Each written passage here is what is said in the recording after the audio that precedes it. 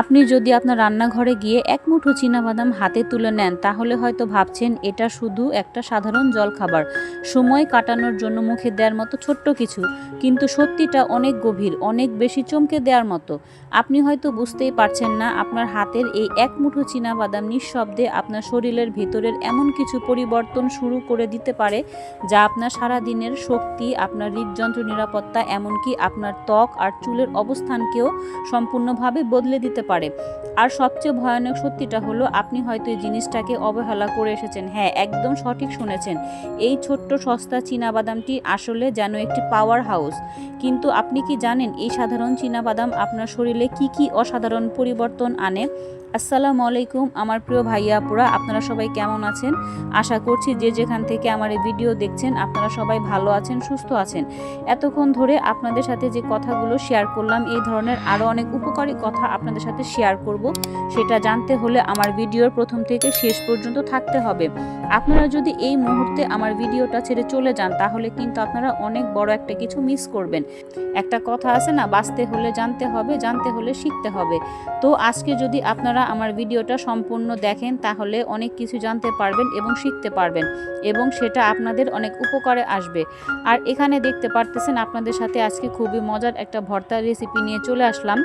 তো আমি আজকে ঝাল ঝাল একটা ভর্তা বানাবো, এজন্য সব কিছু রেডি করে নিয়েছি। আমি আজকে আপনাদের খুবই মজার একটা ঝাল ঝাল বাদাম ভর্তা করে দেখাবো, কিন্তু একটু অন্যরকমভাবে। যেহেতু আমি আজকে বাদাম ভর্তা করতেছি তাই আজকে আমার পুরো ভিডিওতে আজকে বাদামের উপকারিতা প্লাস অপকারিতা এই দুটো বিষয় নিয়ে আমি আজকে আপনাদের সাথে অনেক গুরুত্বপূর্ণ তথ্য শেয়ার করব। আমি আশা করব আপনারা পুরো ভিডিওতে আমার সাথেই থাকবেন। আরও একটা গুরুত্বপূর্ণ তথ্য আমি শেয়ার করতেছি আপনাদের সাথে, সেটা হচ্ছে সবচেয়ে বড় কথা হচ্ছে যারা ডায়াবেটিসে ভুগছেন তাদের জন্য চীনাবাদাম এক অমূল্য প্রাকৃতিক সম্পদ। আর না জানলেই নয়, সারা বছর ধরে এই চীনাবাদাম খাওয়ার সঠিক পদ্ধতি ও পরিমাণ কত। আজকে আমার এই ভিডিওতে আপনাদের সাথে আমি কিছু গুরুত্বপূর্ণ তথ্য শেয়ার করব, আশা করব পুরো ভিডিওর সাথেই থাকবেন। আর শুধু তাই নয়, ভিডিওর মাঝখানে আমি একটা গুরুত্বপূর্ণ তথ্য দেব যা আপনার ডায়েটের পুরো ধারণা পাল্টে দেবে। তাই শেষ পর্যন্ত ধরে থাকুন, কারণ এই ভিডিওতে আপনার স্বাস্থ্য সম্পর্কে দৃষ্টিভঙ্গি সম্পূর্ণ বদলে দেবে। দেখুন, আমাদের চারপাশে যে কোনো জায়গায় চীনাবাদাম কিন্তু সবার কাছে অতি পরিচিত একটি খাবার। শীতকাল এলেই তো আলুর চপ এবং চায়ের পাশাপাশি চীনাবাদামের কদর যেন কয়েক গুণ বেড়ে যায়। আসলে চীনাবাদাম কিন্তু গরিবের বাদাম নামেই কিন্তু পরিচিত।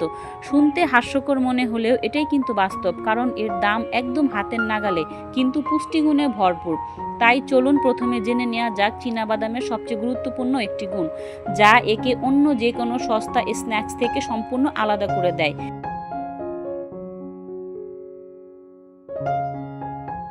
আপনারা এখানে দেখতে পারতেছেন আমি যে চীনাবাদামের ভর্তাটা আজকে করব, তাই সবগুলো উপকরণ কিন্তু আমি তেল দিয়ে আস্তে আস্তে করে ভেজে নিচ্ছি। আর এখানে কি কি দিয়ে আমি ভর্তা বানাবো স্ক্রিনে আপনারা দেখে একটু বুঝে নেবেন। এখানে কিন্তু প্রথমে পেঁয়াজ, রসুন, কাঁচামরিচটা আমি ভেজে নিলাম, আর আগে কিন্তু আমি বাদামগুলো ভেজে নিছি। তো প্রতিটা স্টেপ আপনারা ফলো করবেন, আর এইভাবে করে চীনাবাদামের ভর্তাটা অবশ্যই বানিয়ে দেখবেন, অনেক ভালো লাগবে। আর আমার ভিডিওতে আপনারা যদি প্রথম হয়ে থাকেন অবশ্যই আমার চ্যানেলটি সাবস্ক্রাইব করে দিয়ে আমার পাশেই থেকে যেতে পারেন।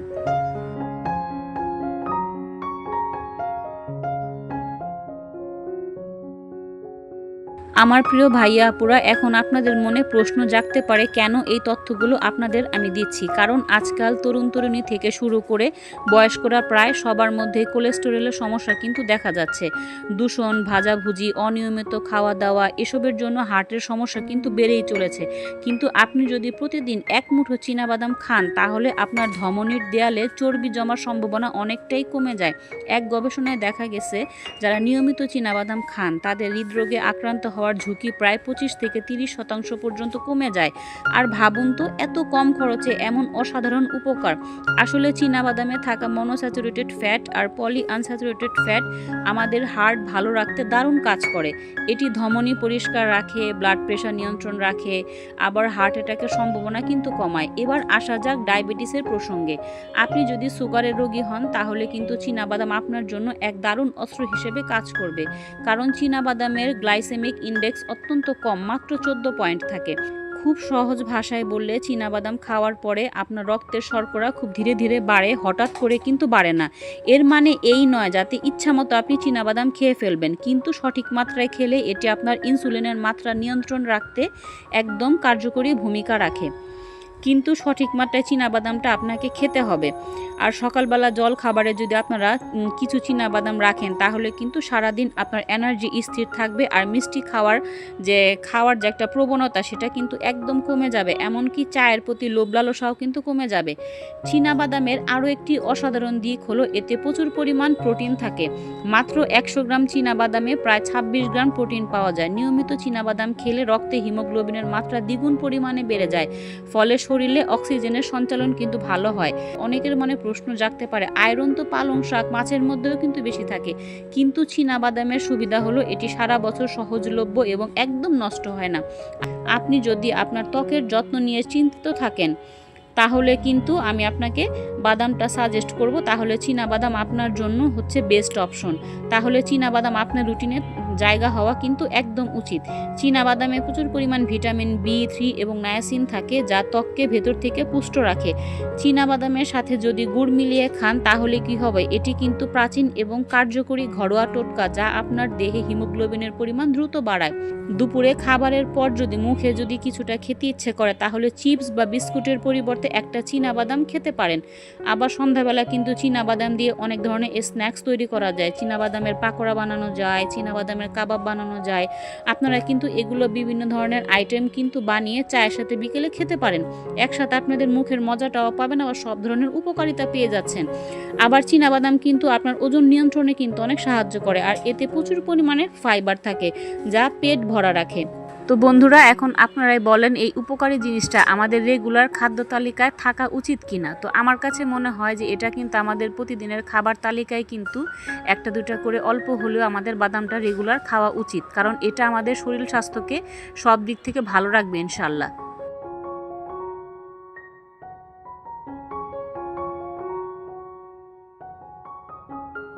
আমার প্রিয় ভাইয়া আপুরা, এখন আপনাদের সাথে আমার বাদাম ভর্তা নিয়ে কিছুটা কথা আমি শেয়ার করব। এখানে দেখতে পারতেছেন সবগুলো উপকরণ কিন্তু তেল দিয়ে ভেজে নেওয়ার পর শিলপাটায় ভালো করে বেটে নেওয়া হচ্ছে। আপনারা চাইলে কিন্তু এগুলো ব্লেন্ডার করতে পারবেন, কিন্তু আমি আজকে শিলপাটায় ভর্তাটা করে দেখাচ্ছি, কারণ শিলপাটার ভর্তাটা অনেক সুস্বাদু হয়।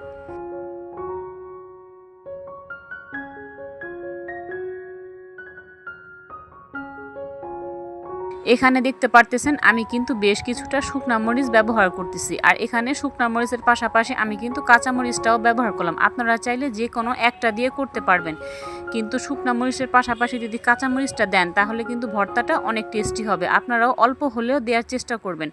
আর আমি আজকে ভর্তাটা একটু স্পাইসি করতেছি, এজন্য একটু মরিচের পরিমাণ বেশি করে নিয়ে নিলাম। এখন মরিচগুলো আমি শিলপাটায় ভালো করে বেটে নিব।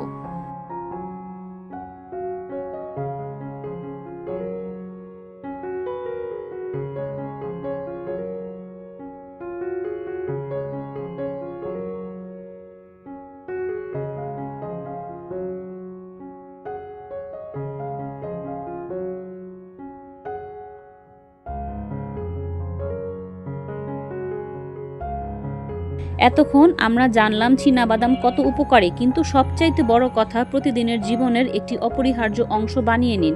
আপনি যদি চান সত্যি স্বাস্থ্য ভালো রাখতে তাহলে শুধু চীনাবাদাম খেলেই হবে না, পুরো ডায়েট এবং লাইফস্টাইল ঠিক করতে হবে। তবে চীনাবাদাম একটা চমৎকার শুরু। যারা এখনও চীনাবাদাম নিয়মিত খান না, আজ থেকে শুরু করে দিন। আর যারা খান তারা বাড়তি উপকার পেতে চাইলে গুড়ের সঙ্গে মিশিয়ে খেতে পারেন।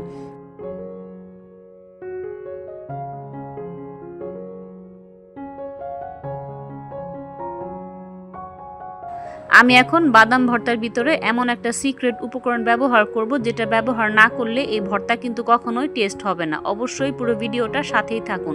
এখানে দেখতে পারতেছেন আমি কিন্তু বেশ কিছুটা সরিষা দিয়ে দিলাম। আমি কিন্তু এখানে কালো সরিষা ব্যবহার করতেছি, আপনারা চাইলে হলুদ সরিষা কিন্তু ব্যবহার করতে পারবেন। এই ভর্তার ভিতরে অবশ্যই সরিষা দেওয়ার চেষ্টা করবেন, তাহলে কিন্তু ভর্তাটা দ্বিগুণ পরিমাণে টেস্টি হবে। আর এটা কিন্তু গরম ভাত দিয়ে খেতে অনেক সুস্বাদু হয়।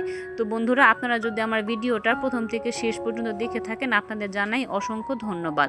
আর এখনও যারা লাইক দিতে ভুলে গেছেন অবশ্যই লাইক দিয়ে আমাকে একটু সাপোর্ট করবেন, আর আমার চ্যানেলটি সাবস্ক্রাইব করে দিবেন আর বেল বাটনটি অন করে রাখবেন, তাহলেই হবে আমি ভিডিও দেওয়ার সাথে সাথে আপনাদের আপনাদের কাছে নোটিফিকেশন চলে যাবে, সুযোগ সময় করে আপনারা ভিডিওটা দেখে নিতে পারবেন। আমার প্রিয় ভাইয়াপুরা, আসলে কথা বলতে বলতে অনেকগুলো কথাই কিন্তু আমি বলে ফেলেছি। তো আমার কথার মাঝে যদি কোনো ভুল থাকে তাহলে আপনারা ক্ষমা দৃষ্টিতে দেখবেন। আর আমি যে তথ্যগুলো আপনাদের দিলাম সেগুলো যদি কোনো কিছু ভুল থাকে তাহলে আমার কমেন্ট বক্সে এসে জানাবেন, তাহলে আপনাদের কাছ থেকেও আমি কিছু কিছু ইনফরমেশন শিখে নিতে পারবো। আসলে আপনাদের কাছ থেকেও আমার অনেক কিছু শিখার আছে। তো বন্ধুরা, আমার ভর্তাটা আপনাদের কাছে কেমন লাগলো অবশ্যই কমেন্ট বক্সে জানাবেন। এই ঝাল ঝাল ভর্তাটা আপনারা একবার হলেও বাসায় বানিয়ে দেখবেন আর পরিজন নিয়ে গরম ভাত দিয়ে খাবেন, অনেক ভালো লাগবে।